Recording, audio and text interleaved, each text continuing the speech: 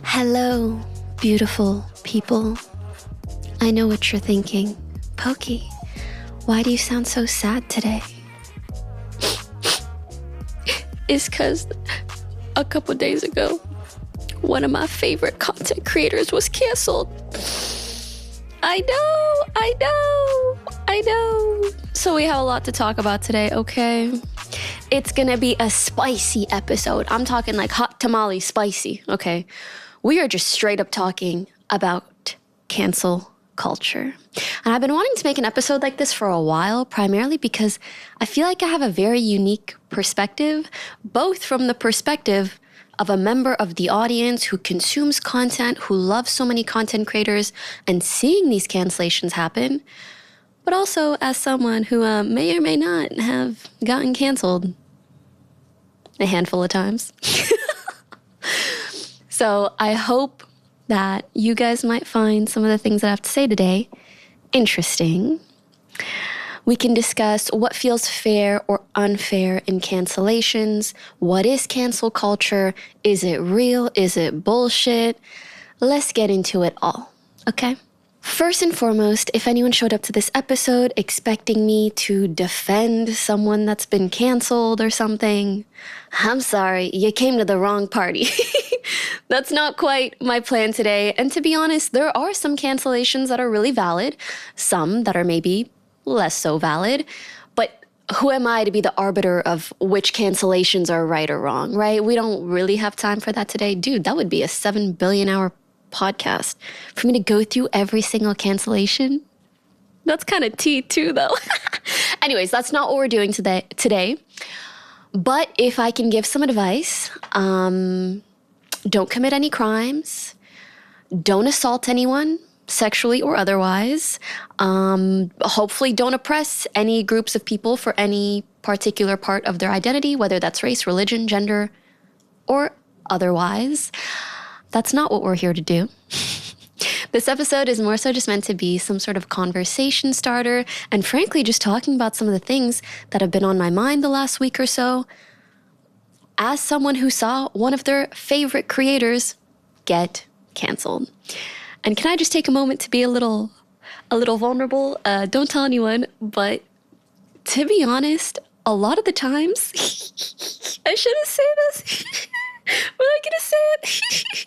Okay, a lot of the times when I see someone get canceled, low-key, I'm like, haha, I knew it. And bitch, I can imagine some of y'all out there too, when people try to come for me, you're like, haha, I knew she was weird. Okay, but to be honest, that is not how I felt this week, because this is genuinely a creator that I love and thought that they actually were maybe one of the few people that deserved some sort of like idolization or glamorization. Like I really, really thought they were incredible, and we will get into that. But going back to my point, yeah, sometimes you're like, I fucking knew it.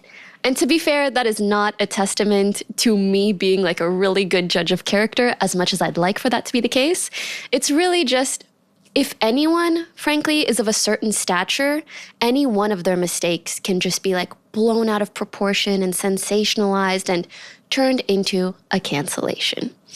So yeah, sometimes I'm like, hey, I knew it. But really, everybody makes mistakes. Everybody has those days. Does that mean that there aren't some cancellations that are very valid? Oh, there are 100,000%. Maybe not every single one of them. That's for you to decide and for me to have my opinion on, and we can get into that. First and foremost, let's define what in the world is cancel culture. I mean, we all kind of know, but let's still put a definition to it. When I Google it, this is kind of the definition that typically comes up. Cancel culture refers to the mass withdrawal of support from public figures or celebrities who have done things that aren't socially accepted today. This practice of canceling or mass shaming often occurs primarily on social media platforms. But to BFFR, I kind of disagree with that definition. How I would define cancel culture nowadays is, frankly, the tendency to sensationalize people's mistakes in order to publicly shame them, tear them down, with, frankly, low-key, the ultimate goal of feeling better about oneself under the guise of doing the right thing, quote unquote, doing the right thing. And I know this might sound like a bit of a definition that kind of minimizes some of the good intentions behind canceling people or the sometimes very, very important topics that we need to discuss when it comes to cancellations. But I am only defining this, frankly, from the perspective of almost like statistics.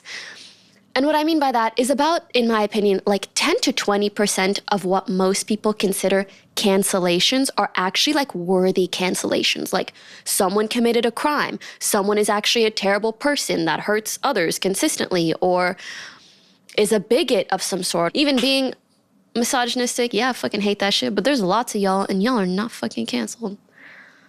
And I don't even know if you should be, because frankly, if I come across someone who's misogynistic, it's not always that I want them to be canceled unless they're like actively going against women, then maybe do that. But I do think there are a lot of people who maybe just deal with inner or outer misogyny that it's almost like I want them to heal. I want you to move past your bigotry. I don't want you to cease to exist as a human being, but I also don't want you to be perpetuating that kind of sexist or mean or bad rhetoric to others. All in all, cancel culture requires a lot of nuance. So I want to get into that nuance. But my point with sharing my personal definition or perspective on cancel culture is just to say that I think it's become mainly kind of an ego play. We love publicly to bring people up and just say, wow, they're so amazing. Look at what they're doing. Have you seen this person? Wow, wow, wow. Bring them up, up, up, up, up, up, up until we think they're like a god or something. And then we want to tear them all the way down. And why? Because it makes us feel better about ourselves and maybe our lack of accomplishment or maybe not being able to do what they did or what they do or the persona that they have or that they showcase. Or maybe you want to bring them down a peg and be like, hey, remember, you're human too. You make mistakes too. Maybe the mistake isn't a huge deal, but we're going to fucking act like it. Yeah, we are. Because it feels good to bring someone else down. Isn't that almost like sadistic in a way? Sometimes I even have to catch myself when I get enthralled in these ideas and all these like rumors and scandalous clickbait articles, and I start reading and watching videos and going down this rabbit hole of figuring out, oh, why is this person such a shitty person? Tell me. Sometimes I have to stop myself and think, whoa, whoa, whoa. Is this in a way like the true definition of a guilty pleasure? Like, sure, sometimes I like to say chocolate, reality TV. Those are my guilty pleasures. But I don't really feel that guilty about them. When I go down these rabbit holes of seeing people tear others down, it actually makes me feel like I'm becoming a worse person. It's like people are getting off on it. Like you're getting off on seeing someone be shat on. Are you really going to delude yourself to think like, oh, no, I'm actually educating myself on what someone else did wrong? A majority of the stuff that you see people get mad about, I don't think are worthy of ruining someone's life. I'm not going to decide if someone's life should be ruined, but I do think there are certain instances, certain cancellations, things that I see publicly where I'm like, I can't decide what the future of your life holds or whether you can be redeemed in some way, but I don't think you are someone who should have a public platform because of the power associated with that platform and because perhaps you have a history of abusing said power. Those, for me, are the kinds of things that are concerning or potentially worthy of withdrawing support from someone. That's how I view it. That's where I draw the line and kind of what I would view as canceling someone. Because to be honest, aside from, not engaging with someone's content and canceling them in that way, sometimes it feels like the only way that someone can really be canceled is if they cancel themselves, if they stop making content. Because we've seen so many people come back from quote unquote cancellations and still have thriving careers. And we'll talk about why later or how later. But also too, it's like either you cancel yourself by disappearing when people get mad at you, or two, you go to jail. That is one surefire way of getting canceled. And I think that's a good one. I think we should cancel people that go to jail. But isn't it also interesting? Have you guys seen that one lady? I can't remember her name. Maybe I'll insert it here. But there was a lady who plotted with her boyfriend for her boyfriend to kill her mom because her mom was abusing her. She went to jail. And then she came out of jail and she got millions of followers. Isn't that fascinating? Sometimes I feel like the internet and media, it's really not about what's wrong or right. It's about what's entertaining. Is it entertaining right now to bring up the underdog? Or have they been brought up so much that at this point in the story, it's entertaining to tear them down? That's what drives clicks, to be honest. So let's follow them and let's see what they say. And there really is no right or wrong whatsoever sometimes, except what you deem to be right or wrong, you know? And in that same vein, sometimes it feels like, yeah, people get canceled, quote unquote, or like you think they're getting canceled, but really they are just finding more audience that agrees with them. And we've seen this with certain people that I will not name, but we've seen people who maybe say really, really sexist things. And people will think that, oh, they're canceled, they're going to get canceled. No, they just grow a larger community of sexist people. Maybe the same goes with being bigoted in any other kind of way, or being really right-wing or being really left-wing. Like, you can get canceled in another community, that's just not your audience. And that's how, frankly, in my opinion, I feel like cancel culture is really ineffective. It doesn't, quote unquote, work like 90% of the time. If anything, sometimes people grow like a stronger audience and brand after being canceled. So what really is cancel culture then? That's why I feel like the definition that you Google is so inaccurate. It's not about withdrawing support. It's about this phenomenon that we see occurring on Twitter, on TikTok, on whatever platform and in whatever community. And sometimes it's been kind of scary to see this happen and see people garner more of an audience that is maybe more hateful. But I feel like that's just the state of the internet nowadays. Like, the internet is so large that you can get completely canceled in one way and then just garner millions of followers who just have no idea who you are, who have no idea what happened, who have no idea that you got canceled. It's more so now a phenomenon of public outrage. It has less to do with the actual outcome of whether someone no longer has a job or no longer has a platform or no longer has anything. Like, I can't name one or two people who have had their platforms actually taken from them.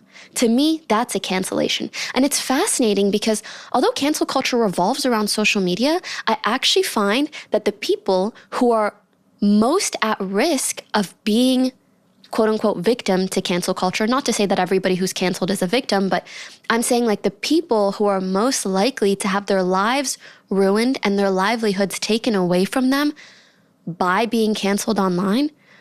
Take a shot every time I say cancel. Whoa, y'all better be fucked up.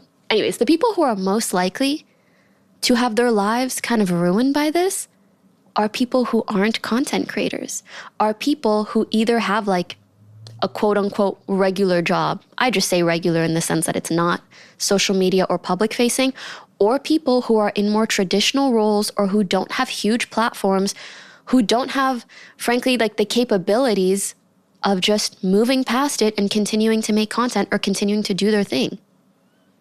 Those are the people who end up actually losing their job or feeling tainted for life. Let's dive into what triggered this topic for me and wanting to discuss it. So, as I mentioned, one of my all-time favorite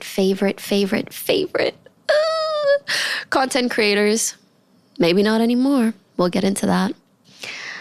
His name is Andrew Huberman. If you don't know who he is a neuroscientist who works at Stanford University, and he has a massively popular and frankly really well-made podcast where he shares for free science and neuroscience related information, and he turns this information and these really interesting conversations that he has with reputable guests into practical advice for everyday people to follow in order to live our best and healthiest lives.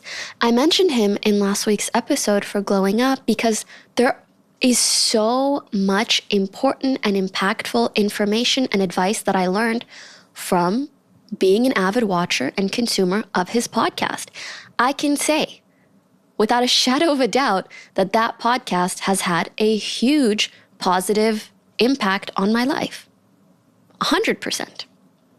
I hate to say it because, you know, it feels a little parasocial to be like, wow, something that I learned about someone who has no idea who I am impacted me greatly. But that's just the reality of our lives nowadays. How can you consume dozens and dozens and dozens of hours of someone else talking and then learn something that changes your perception about them entirely and not be impacted? I think we would have to be a little bit psychotic, actually. Is it parasocial in some way? Sure, it is. But not necessarily in like a super negative way. I think we have to accept that there's a level of being parasocial that is just common and almost normal in our day-to-day lives. And the most important thing is to be aware of it. Like, am I going to sit here and cry because I found out some weird shit about him? No. But is it okay for me to be a little bit shocked or disappointed in some ways? Not disappointed like you're my son, but disappointed nonetheless. Sure, I don't think that's that crazy. Mind you, today's episode is so much more just like off the cuff, riffing off of whatever thought I have in my mind than past episodes. Like I try to be more structured. So forgive me for my lack of structure and just going off of my emotions. But I am going to later ask you guys if you guys prefer a more structured episode or a more just tell us what you really think episode. So we'll see how you feel. Before I tell you guys what he was canceled for, I want to paint a bit of a better picture of who he is or who he portrays himself to be and the content that he makes. So as I said, he makes podcast episodes about bettering yourself, about health. Frankly, his content really, really revolves around discipline, about bettering oneself, about him living like a very healthy, strict, disciplined life that is very easy to look up to and seems very ambitious, frankly. And I think some of the best ways that I can describe him, he's 48, so he gives almost like a fatherly vibe, and everything he says is really wholesome. He prefaces things really considerably, like he's very considerate of different lifestyles. He isn't someone who like speaks down on people. It seems that his goal is really just to share information that can help empower and better other people's lives, which is just like such a beautiful goal to have in this world of so much random ass content, to be honest. So I think that's one of the reasons why his podcast performs so well. Like people really resonate with this character that he portrays, right? And sorry, I don't mean to say character and portrays as if he's acting, but we'll get into that. But more so, you know, like the character that someone has, someone's character, their morals, their ethics, their beliefs, how they conduct themselves. That's kind of what I mean by character. So yeah, his persona is really like impressive, and it's easy to be attracted to it or to idolize it. He's really someone that is easy to look up to. That's the best way that I can put it. I kid you not, right after I filmed the Glow Up episode and I included him in the bio and everything, like it was basically that same day that I saw Carrie Howley's incredibly well-written and researched article on Andrew Huberman, and it was published in the New York Mag. To summarize, it goes over how allegedly, and I'm not saying allegedly because people are unsure whether or not this is true. I mean, frankly, if something is published in a reputable magazine, I promise you it is very likely vetted, thoroughly researched. It's just very likely to be true. I'm saying allegedly because even in the article, they mention Huberman's tendency to potentially threaten to sue people, including his friends. So I'm just saying allegedly to watch my own back. Anyways, allegedly, it goes into how he was dating and cheating on and playing like 5 women at once. 5. Frankly, on top of being potentially a professor at Stanford and having a really successful podcast, that's some crazy time management. But Girl, it gets really, really crazy. Let me just give you the tea quickly. So not only does it go into how he was cheating on 5 people at once, but this was while he was trying to impregnate one of them. And not just impregnate, they were doing IVF. If you don't know what IVF is, it's typically people who struggle to get pregnant. They go through these rounds of hormones where you have to inject yourself with syringes of hormones for certain days in order to have better chances of getting pregnant. And in one part of the article, oh my God, it literally describes how he went on a camping trip with one of his girlfriends. That's crazy to say one of his girlfriends. But yeah, one of his girlfriends. And he was injecting her with this hormone in order to hopefully conceive and get pregnant with her. And that same night, he was texting another girl who thought that he was in an exclusive relationship with him, saying, you know, it was really nice seeing you last time. I'd love to see you this weekend. I'm off the grid right now. Yeah, bitch, because you're camping with another girl that you're playing. But can I see you this weekend? And there are a lot, it is a long article. There are a lot of details. Like I couldn't summarize it all if I wanted to, but just to kind of clear up any doubts, you know, like these were not a bunch of women who were in like a polyamorous relationship. They all very clearly thought and knew that they were in an exclusive relationship with this man. And one of them actually caught him cheating once. And he apologized extensively, and they tried to move past it, but she didn't know that there was more than one woman. There were multiple. And it all came down to slowly them finding out about each other and making a group chat and sharing all of this information, and then boom. Now a journalist has it, now me and you know. I'm not gonna lie, there were certain details in the article that I don't know if they needed to be there, and I wish I never knew. It's never not going to be cringe to see someone's sexts or borderline sexts, Just him going hi there. And it's tough because, bro, he's 48. And should he have a sex life? Of course. Do I want to know about it when I view him as this fatherly figure, scientist, healthcare advocate? No. And so I'm not gonna lie, there was a small part of me that felt bad because some of the details shouldn't be there, but I was shocked that so many people were defending this behavior by saying this doesn't make his podcast any less good or important, or who cares about this stuff? And hey, I agree, it technically doesn't make his content less educational or helpful per se. But in my opinion, it does kind of speak to his character, and his character plays a massive part in his brand and why his podcast is so successful. It's about this idea and this image that he sells on, and frankly, him kind of being a result of the advice that he gives. But then if this behavior is also a result of this lifestyle that you're trying to promote, to me, it does wind up feeling misleading. And this is not to say that if someone cheats, that's the end all be all. Cheaters should be canceled forever and there's no redemption, but that's not what I'm saying at all. And people can and do make mistakes. But this is an instance where he didn't just make one mistake and cheat on someone once. He was actively playing multiple women. He was actively lying to and in a way manipulating multiple women. I forgot to mention something. While trying to impregnate one of them, he also gave her an STD, allegedly, according to her. Yeah. So it's really messy. You cannot, whoopsie daisy, accidentally cheated on 5 people at once.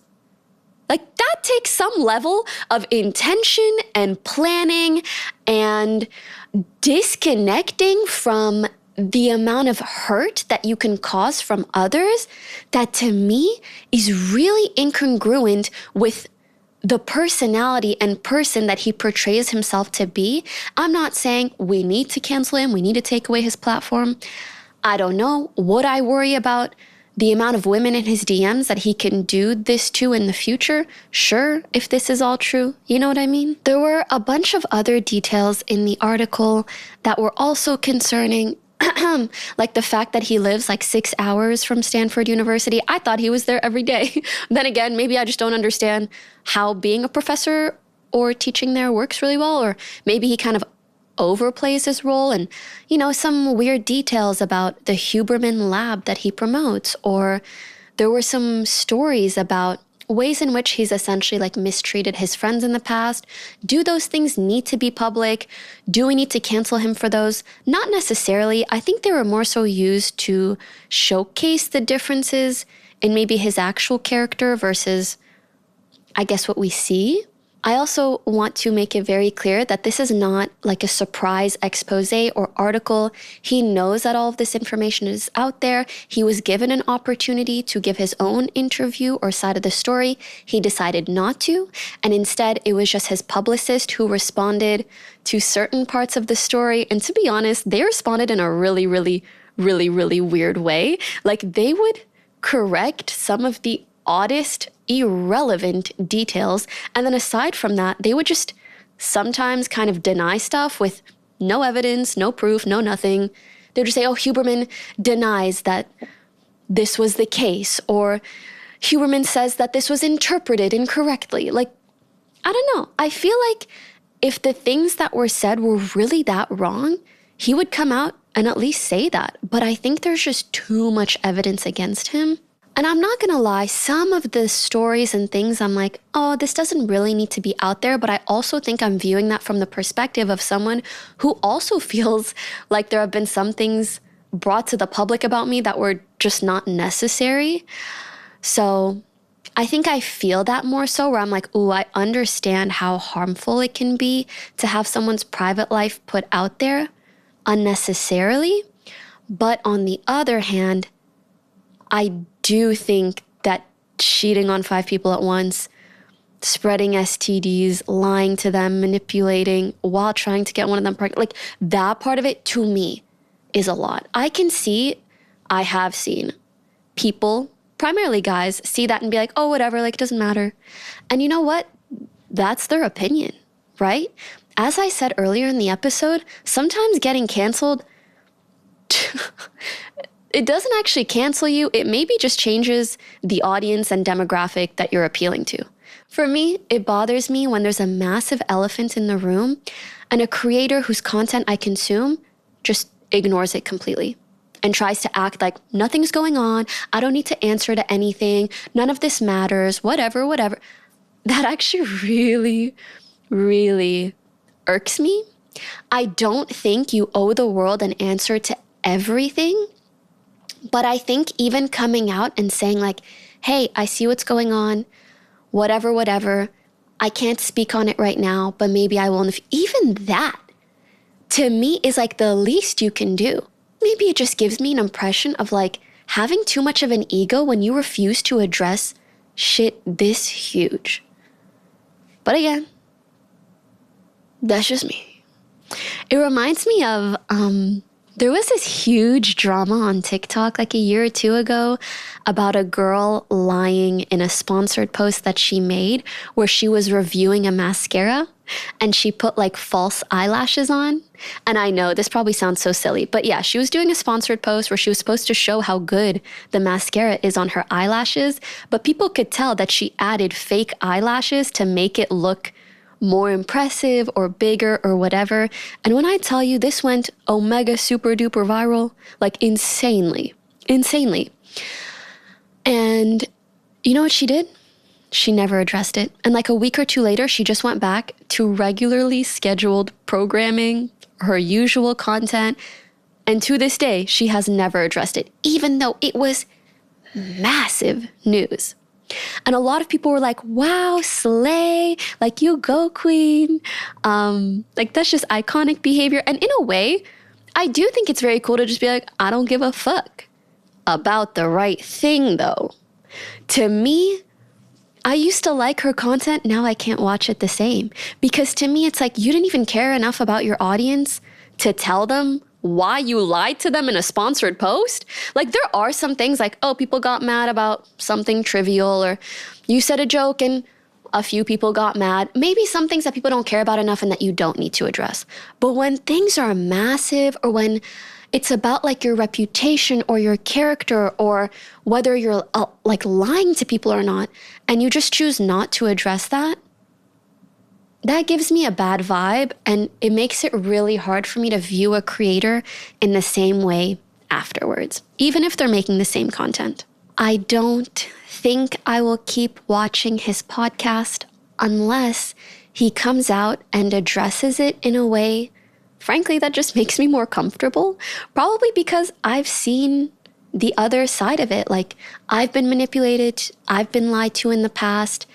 And so, you know, my perspective is probably biased in some way, but just in general, I think when something this huge happens, I would at least like to see someone address it or apologize to the people that they've hurt now that it is really public. And if someone refuses to even do just that, to me, it just gives me the vibe that they don't care, but in a bad way. There's a cool, confident way to not care, but you gotta still care about the right things. And if what I care about and what a creator cares about, I feel is completely different, and so meaning our ethics and morals are completely different, that's okay, but then I probably won't like consume your content the same, and that's totally fine for me, and it's totally fine for someone else to keep watching them and maybe not give a fuck, right? That's kind of how I view cancellations nowadays. It's just filtering, a filtering of who will or won't consume your content. Can I say something else that is, maybe I shouldn't say, that's what the point of the podcast is. Don't tell anyone. Don't judge me. But after I saw this huge article, low-key, it made me feel better about some of my past cancellations. Because I'm like, well, hey, at least I've never cheated on 5 people at once while trying to get one of them pregnant and spread STDs amongst them. Right? I mean, you know, that is very much like a stroking one's ego kind of thing. And it is a perfect example of why this kind of content goes so viral, because it makes us feel better about our own lives and our own problems and our own mistakes. Well, at least I'm not getting dragged publicly like them. Until you are. Probably not you, but me. But hey, this is human nature.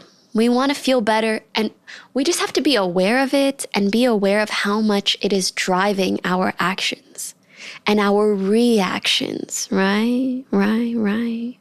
Our reactions. Twitter has been so fascinating nowadays because it's getting to the point where I see almost like an equal amount of people trying to cancel someone and then people defending that person. And to be honest, I think because of past instances where people have tried to cancel me for things that okay, let me preface this by saying there have been some fair criticisms levied against me. I have made mistakes in the past, but I have always really done my best to apologize when I feel like I've made a mistake, to own up to it, and to never make that mistake again. And I do think that's been the case for the most part. And there are criticisms you can have of me, some that I disagree with, some that I might agree with. But there have been instances where things have almost turned into a cancellation or like a controversy that really weren't that important at all. A good example is like years ago, I did a Get Ready With Me stream and people got a screenshot of me that without makeup that to some people looked unattractive, and that turned into a huge thing. But is that a cancellation? Is that a controversy? Some people would say yes. But what was fascinating about it is that what ended up happening was I was able to just say like, hey, the whole point of me doing that Get Ready With Me, and when I spoke about it, I even said like, I'm doing this because you guys only see like the glamorized version of everybody on social media. But the reality is like, we all look like shit sometimes. We don't look like this without makeup. Like the whole point of that stream was, if anything, to empower people and to kind of break down this idea of what we see online versus the reality of things. So for people to then start yapping about how I look without makeup, You kind of proving my point. Anyways, the point of this spiel is me saying that it actually almost worked in my favor because I was able to then even further drill in what I stand for, what is meaningful to me, and attract like-minded people. Because then, people getting mad about one screenshot where I don't look flattering causes others to, thank you, defend me and say, it's so stupid for you to even care. Like, have you never seen a woman before? Have you never seen a woman who, from like an unflattering angle or bad lighting or bad whatever? Like, it's just not that big of a deal. So then my audience became more so people who agree with me or who are on my side. And honestly, this has happened to me so many times throughout my career where I feel like I've garnered a larger community because people tried to come at me for reasons that I deem unimportant or that I disagree with, and then I publicly disagree with them, and then I attract those who agree and feel similarly. But it kind of scares me because then I think like, okay, what if it's the same thing with like actually bigoted people or bad people? Then bad people just start making communities with other bad people, and then they have a bunch of power because they still have these huge platforms filled with bad, bigoted people. I don't know. I don't want to go down that road. Ultimately, this is all to say, canceled or not, consume the content of who you want. And when you see these insane clickbait articles and headlines and titles and this person is terrible and that person, read them for yourself, make up your mind on your own, listen maybe to what other people have to say. But this mob mentality that we see online, it's really scary and it can be really dangerous. And we have seen time and time again instances where we might have put someone down and then really, really long term, we get the full story or we learn how they really are. It's like, we don't really know that much at the end of the day. So go off the information that you have and the decision that you make for yourself. Like, make up your own mind instead of just listening to what some angry people are saying under one video or whoever is saying under whatever article. Choose for yourself. And I've really come to peace with just thinking, hey, this is where I would draw the line at a mistake that is forgivable or not. But also, I think I would forgive most creators or celebrities or people for making a mistake, again, not like a crime, a mistake, as long as they own up to it. For me, I just don't like when people don't own up to it. I think that's just weird. So, yeah, but I'm sure that's different for everyone, and that's totally okay. Also, real quick, I wanted to say, it's interesting how we really shouldn't underestimate the idea of like silent viewers. There's always a vocal minority. Like when something like this happens, there's so many people who are really angry and some people who are really defending, and like you see the loud stuff. But what you don't see is like the everyday viewer who maybe doesn't say anything, who just makes up their mind on their own. And there have been instances where I've had like hate or drama videos made about me with like millions of views. And I think in the past, like that used to be so scary to me. But now I realize like, even if there are millions of views and thousands of comments, and even if these thousands of comments, a lot of people are shitting on me, the reality is in these millions of views, and I've learned this by talking to people and friends and people in my audience who tell me this stuff and see this stuff, they're like, yeah, I watched it. I thought it was stupid, so I just clicked off. I watched it. I thought it wasn't that important, so I just moved on with my day. I kid you not, that is the real majority of people. To the majority of people, this kind of cancellation stuff, a lot of it is whatever. Again, except for those edge cases where it's really extreme or a crime. And I quickly actually want to mention kind of an example of this. Kanye West. We all know the kind of comments that he was making like a year or two ago, how terrible they were, the anti-Semitism. And you saw how even though, frankly, there have been a lot of kind of weird and not okay things that he's done in the past. I'm not going to get into it exactly, but there have been things he's done in the past that were already to some people, worthy of cancellation. But it wasn't until he made these comments that ostracized a group of people for their identity that really caused entire companies and lots of people to completely write him off, like refuse to even be affiliated with him whatsoever. There's a lot of things that people can get canceled for that just rolls off their backs. But when you cross that line, it becomes a problem, and frankly, kind of rightfully so. If you're bigoted in some way, why would people want to affiliate with you or uplift that kind of thing or enable that kind of behavior? You either kind of get canceled by crossing that line too far to the point that other people don't even want to affiliate with you. That's one. Or two, committing a crime and going to jail. Please don't do either of these things. Or three, canceling yourself by never making content again or by whatever. And a good example of that is Jenna Marbles. I miss Jenna Marbles. But do you guys remember how people tried to cancel her? And she basically said, like, I'm sorry, I never mean to hurt anyone, but I don't want to go through this cyclically. Like every few months, people get mad about something.